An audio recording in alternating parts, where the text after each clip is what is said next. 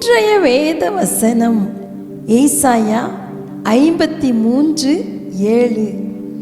அவர் நெருக்கப்பட்டும் ஒடுக்கப்பட்டும் இருந்தார், ஆனாலும் தம்முடைய வாயை அவர் திறக்கவில்லை. அடிக்கப்படும்படி கொண்டு போகப்படுகிற ஒரு ஆட்டுக்குட்டியைப் போலவும், தன்னை மயிர் கத்திருக்கிறவனுக்கு முன்பாக சத்தமிடாதிருக்கிற ஆட்டை போலவும் அவர் தம்முடைய வாயை திறவாதிருந்தார். அன்பானவர்களே, அநேக நேரங்களில் நம்முடைய வாயினால தான் நம்ம தவறு செய்து விடுவோம் இல்லையா? வாயை தேவையில்லாத காரியங்களுக்கு திறக்காமல் இருந்தாலே பிரச்சனை எல்லாம் முடிந்து போகும். அநேக நேரங்களில் வேத வசனம் சொல்லுகிறது, சொற்களின் மிகுதியால் பாவம் இல்லாமல் போகாது, தன் வாயை விரிவாய் திறக்கிறவனோ கலக்கம் அடைவான். சிலுவையில் இயேசு சாத்தானை எப்படி ஜெயித்தார் தெரியுமா? சிலுவையில் எப்படியாவது ஏசப்பாவை பேச வைக்கணும்னு சொல்லி நினச்சான். ஆனால் இயேசு சத்தமிடாது இருக்கிற ஆட்டுக்குட்டியை போல வாய் திறக்கவே இல்லை. அவரை ஜீவனை கொடுக்க விடாமல் எப்படியாவது இவரை பேச வச்சிடணும்னு சொல்லி பிசாசு ட்ரை பண்ணான்.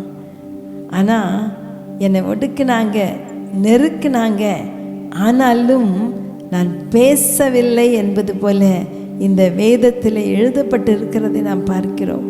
நெருக்கப்பட்டார், ஒடுக்கப்பட்டார், ஆனாலும் அவர் தம் வாயை திறக்கவில்லை. தன்னை மயிர் கத்திருக்கிறவனுக்கு முன்பாக சத்தமிடாது இருக்கிற ஆட்டை போல, அடிக்கப்படும்படி கொண்டு போகப்படுகிற ஆட்டுக்குட்டியை போல வாயை திறவாதிருந்தாராம். அருமையானவர்களே, ஒருவேளை ஆண்டோடைய பாதத்தில் நம்ம கேட்கலாம், குடும்பங்களில் பிரச்சனைக்கு காரணம் வீணான வார்த்தைகளை ஒருத்தர் மேலே ஒருத்தர் வீசி, ஒருத்தரை ஒருத்தர் காயப்படுத்தி, அது நிமித்தமாய் நிறைய மனஸ்தாபங்கள், துக்கங்கள் இல்லை? ஒருவேளை வாயை திறக்காமல் இருக்கணும்னா வாக்குத்தத்தங்களை எடுத்து சொல்லி அறிக்கை பண்ண ஆரம்பிங்க.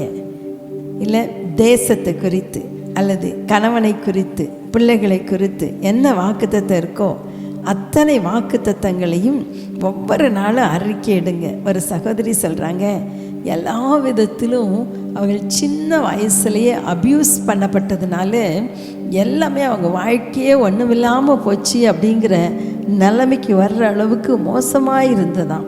ஆனால் 100 வாக்குத்தத்தங்களை எழுதி தினம் அறிக்கையிட ஆரம்பித்தாகலாம். அவளுடைய வாழ்க்கை அப்படியே மாறியது. கர்த்தர் அவர்களை பரிசுத்தப்படுத்தினார். அவர்கள் சிந்தை மாறியது. இன்னைக்கு லட்சக்கணக்கான மக்களுக்கு ஒரு பெரிய ஊழியக்காரியாக இருக்கிறாங்க. அருமையானவர்களே, வசனத்தை பேச நாம் கற்றுக்கொள்ளுவோம். ஒருவேளை நீங்கள் பரிசுத்தாவின் அபிஷேகம் பெற்றவர்களானால் அமைதியாக அந்நிய பாஷையில் பேசுங்க.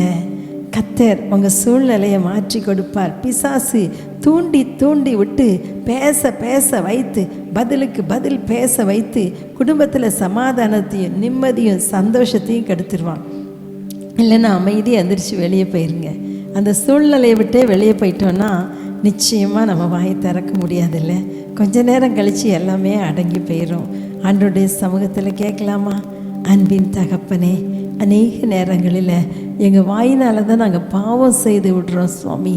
அநேக பிரச்சனைகளுக்கு காரணம் எங்கள் நாவாக இருக்கிறதப்பா. இது அநீதி நிறைந்த உலகம், இது ஆயுள் சக்கரத்தை கொளுத்தி விடுகிறதா இருக்கிறது என்று பார்க்கிறோமே. தேவையில்லாமல் பேசாதபடி ஆண்டவரே, தாவீதை போல எங்கள் உதடுகளுக்கு காவல் வையும் என்று ஜெபிக்க கிருபை தாங்க. எங்கள் வாயின் வாசலை கர்த்தர் காத்துக்கொள்வீராக. இயேசுவை போல ஆண்டவரே, நெருக்கப்பட்டாலும் ஒடுக்கப்பட்டாலும் அடிக்கப்பட்டாலும் சத்தமிடாது இருக்கிற ஆட்டுக்குட்டியை போல இருக்க கிருபை தாங்க. இயேசுவின் நாமத்தில் ஜெபிக்கிறேன் பிதாவே, ஆமென்.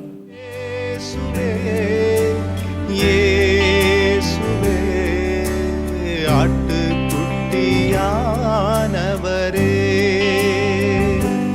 எங்கள் இயேசுவே, இயேசுவே, ஆட்டுக்குட்டியானவரே, எங்கள் இயேசுவே, இயேசுவே, எல்லா